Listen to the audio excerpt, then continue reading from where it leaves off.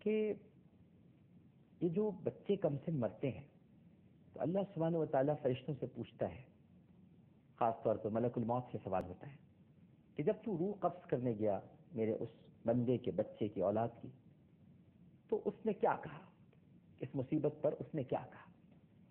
اب یہ جو سوالات ہوتے ہیں نا ناظرین کرام، اس کا یہ مطلب نہیں ہوتا کہ اللہ تعالیٰ معاذ اللہ علیم نہیں ہے، جانتا نہیں، ڈیوٹی ہے ملک الموت کو تو بتانا ہے، پوچھا جا رہا ہے، اللہ تو سب جانتا ہے، لیکن ہماری تعلیم کے لیے پوچھا کہ میرے بندے نے کیا کہا۔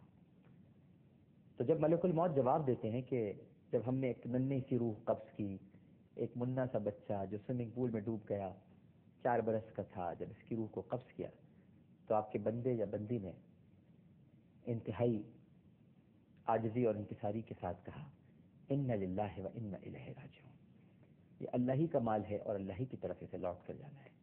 تو اللہ سبحانہ و تعالیٰ ارشاد فرماتا ہے تو پھر میرے اس بندے کے لیے جنت میں بیت الحمد تعمیر کرو۔ یہ نہیں مراد آبادی صاحب اس حدیث کا حوالہ دیتے ہیں، بیت الحمد تعمیر کرو جہاں پر اس کا بچہ قیام پذیر ہوگا، اور جب یہ بندہ یا بندی روز حشر لائے جائیں گے تو انہیں بیت الحمد میں اس بچے کے ساتھ رکھا جائے گا۔ تو صدمہ تو ہے میری بہن، دکھ کی بات ہے کہ آپ کا 4 سال کا بچہ سوئمنگ پول میں ڈوب کے ہلاک ہو گیا ابھی رمضان میں۔ تو ایک تو رمضان المبارک میں اس کا انتقال ہوا، دوسرا آپ کے لیے اجر اور ثواب کا سبب بنا، لیکن آپ اپنے آپ کو گنہگار نہیں کہیں۔ یہ مت کہیں کہ ہماری کسی گناہ کی سزا ہے جو ہمارے رب نے، اللہ تعالیٰ ظلم نہیں کرتا میری بہن، معاذ اللہ، ظلم ہم کرتے ہیں اپنے نفس پر، اپنی جانوں پر ظلم کرنے والے ہم ہیں۔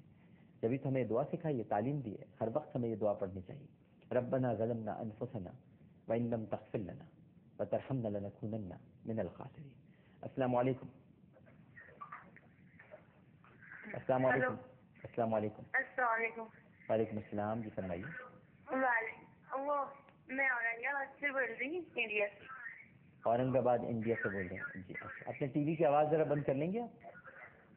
ہاں ایک منٹ، ہاں ایک منٹ۔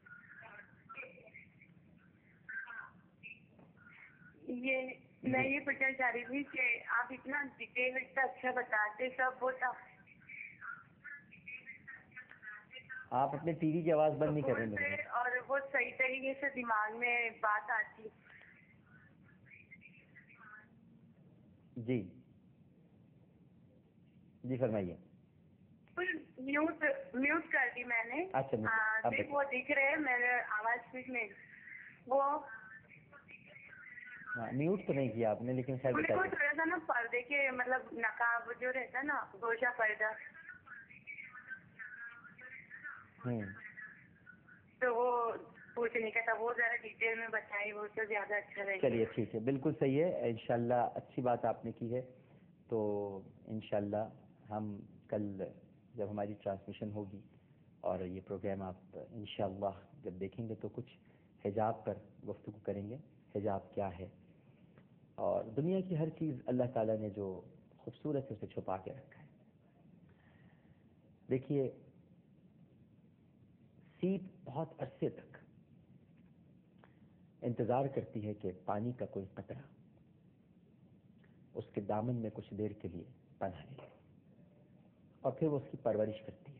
برسوں بعد جب سیپ کھلتی ہے تو اس میں سے موتی نکلتا ہے، اور بہت چھپا کے رکھتی ہے سیپ اسے۔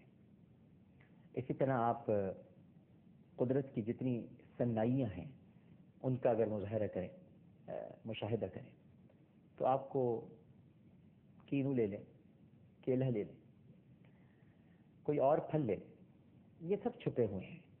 انار لے لیں، انار تو جنت کے پھلوں میں سے پھل ہے، انار لے لیجیے کہ اس کے دانے اس کے اندر چھپے ہوئے ہوتے ہیں۔ تو ہر چھپی ہوئی جو شے ہے وہ اللہ تعالیٰ نے اسے بہت سنبھال کر بڑی خوبصورتی کے ساتھ رکھا، اور عورت چونکہ مستور ہے، چھپی ہوئی ہے، لہذا اس کو مستور ہی کہا جاتا ہے۔ مستورات ہوتی ہیں جمع، خواتین کی جمع مستورات ہیں، تو چھپی ہوئی ہے، چھپا کے رکھا ہے پروردگار نے۔ لہذا وہ حجاب ایک دین کا لازمی جز تو ہے، میں تو کہتا ہوں کہ انسانی اقدار کو سنبھالے رکھنے کا بھی ایک بہت اہم ذریعہ ہے۔ تو اس پر ضرور گفتگو کریں گے انشاءاللہ. فی الوقت پروگرام کا وقت اختتام کو پہنچتا ہے. آپ سب کا بہت بہت شکریہ جنہوں نے کالز کی, اور انشاءاللہ بشرط حیات اور حالات کل اسی وقت اسی پروگرام کے ساتھ دوبارہ حاضر ہوں گے. اپنا بہت خیال رکھیے گا. اللہ حافظ.